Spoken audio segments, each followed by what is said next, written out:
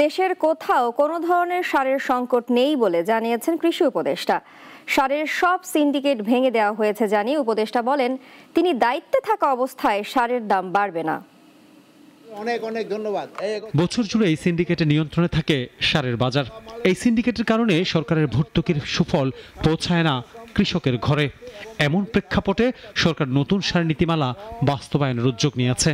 Surface water দিয়ে যেন দুপুরে সচিবালয়ে কৃষি খাতের অগ্রগতি নিয়ে এক সংবাদ সম্মেলনে কৃষি উপদেষ্টা বলেন, সারের নীতিমালা করতে জাতীয় কমিটি করা হচ্ছে, পাশাপাশি ডিলারশিপের ক্ষেত্রে আনা হচ্ছে বড় পরিবর্তন।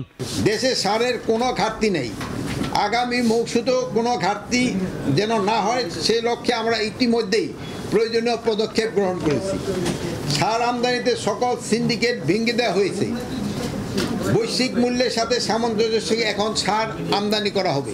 সারের সিন্ডিকেট ভেঙে দেওয়া হয়েছে। গ্যাসের সংকটের কারণে সারে সমস্যা হবে না জানিয়ে উপদেষ্টা বলেন, সারের বকেয়া 20,691 কোটি টাকা পরিশোধ করা হয়েছে।